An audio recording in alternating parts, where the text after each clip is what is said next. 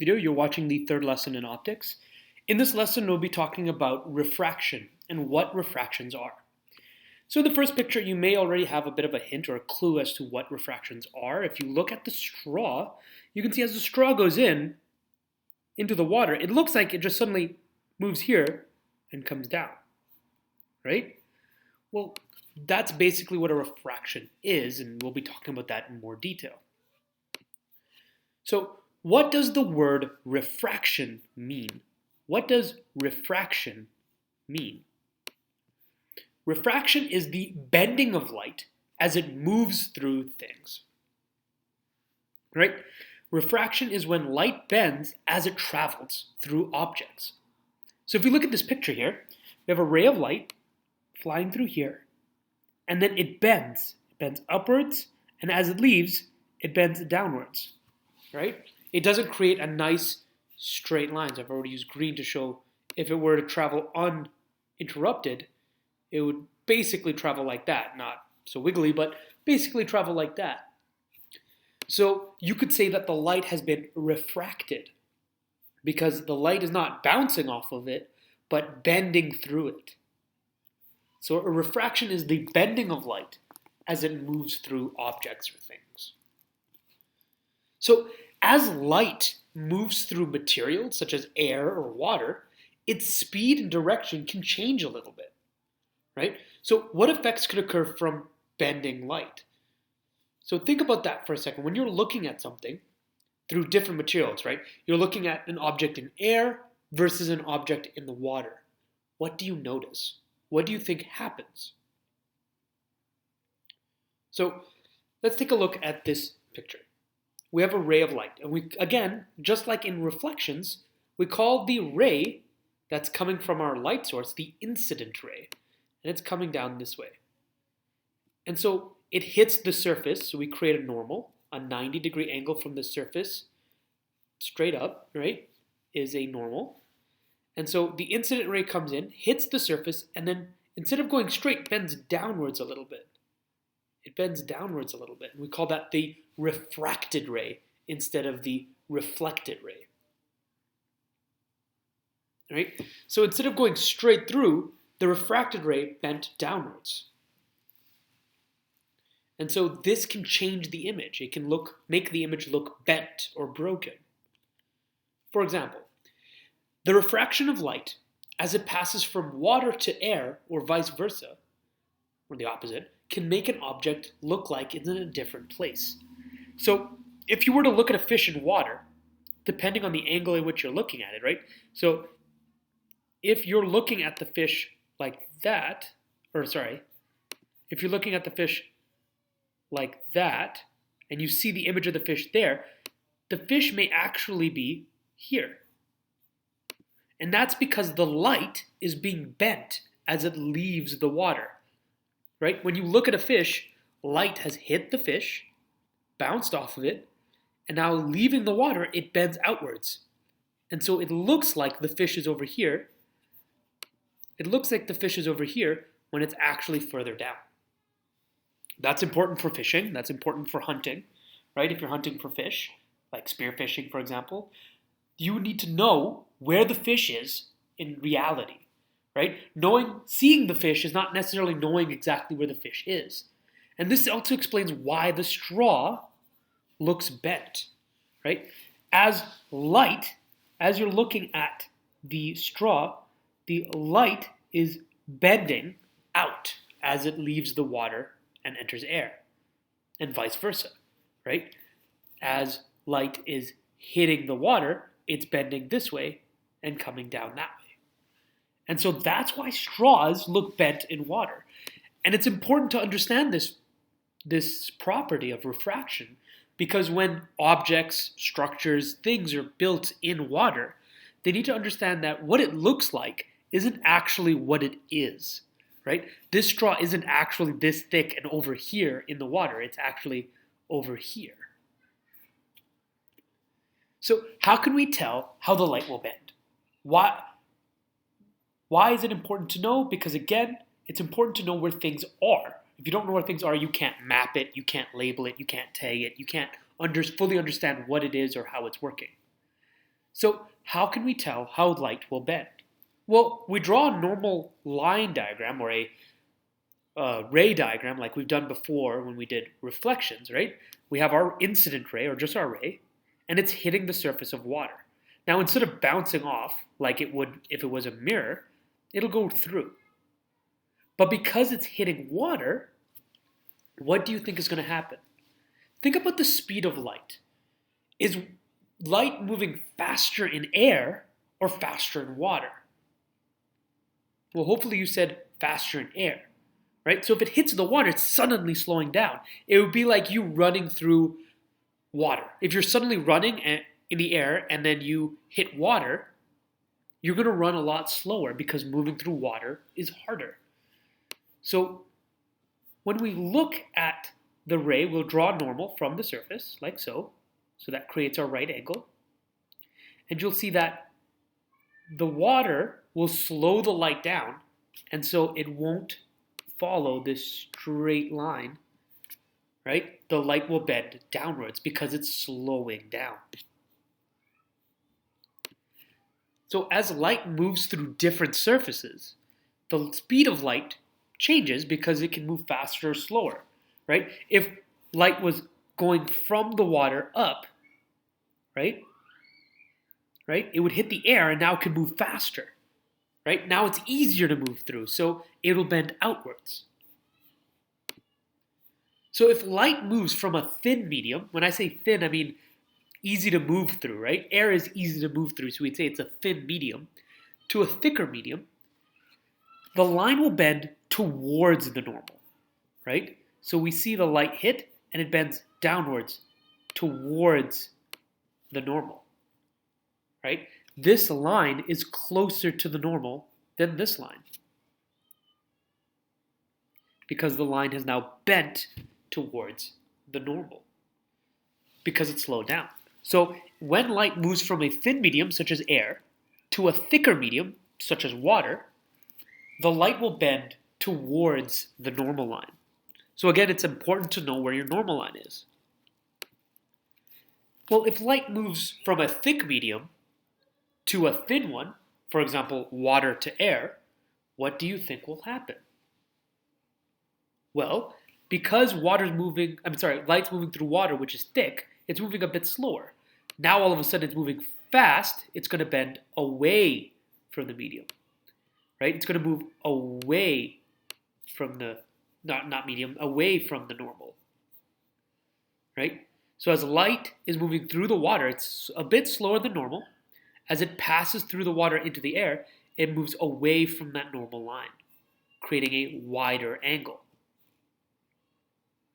Right? So if I were to draw an angle of incident and an angle of refraction, not reflection because we're not reflecting, you would see that this angle is bigger than this angle because it's moving away from the normal.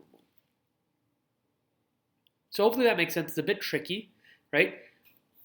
Just to reiterate, if light moves from a thin medium, such as air, to a thick medium, such as water, because air is thinner than water, light will bend towards the medium. The line will move closer to the normal, right? If it moves from a thin medium to a thicker medium, the light ray will move closer to the normal. While if you're moving from a thick medium to a thin medium, the ray will move away from the normal. Will move away from the normal. The density of what light travels through affects how light refracts. So this video will talk about different mediums, such as oil, water, air, and how light changes its angle as it moves through it. Right? Density plays a big role in how fast light moves. Right? When we were talking about thick and thin mediums have a low density. They're easy to move through. Right? Those molecules, there are not enough molecules to slow you down that much. So when you run through air, right, when you're running on the ground and running through air, not enough molecules are slowing you down. But when you try and run through water, there's so many more molecules, so it's denser in that space, and those molecules slow you down. It's the same with light. As light is moving through a thin medium, the particles and things in it would slow it down. So if there's more particles and things to block the light will slow down. So if a type of medium, material, the light is traveling through changes and bends the light's direction, how does that explain how the straw looks bent in the water? So we just talked about that, right? Light, so if I were to draw, let's pretend this was a light ray, I drew a normal, right? How is the light moving in the water, faster or slower, right? How does the light ray move through the water? And so, as you can tell, because light is moving through a thin medium to a thick medium, the light will bend closer. So all the light bouncing off the straw is bending closer to the normal, causing the image or the picture that we see of the straw shift slightly. So from the images, which is the densest? So pause the video and try and figure out which of the three substances, orange, blue, or purple, are the thickest or densest material. Okay, hopefully you paused it. So when we look at diagram A, we'll draw our normal, up and down. Now it doesn't have to be perfect, but it's just good to have. Now, we have this. It moved like that, right? So we have our line. Did the light ray move towards or away from the normal? Well, when you look at it, it's bending that way, right? It's bending that way. So it's bending away from the normal. All right, let me just erase this to make this a bit clearer.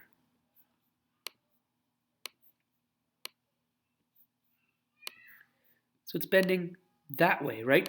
If this light ray were to continue unabated or unchanged, it would move like that, roughly, right? Because it's moved away, right? If it's moved away, that means that this light ray went from a thicker substance to a thin one. So I can say that this one is thick,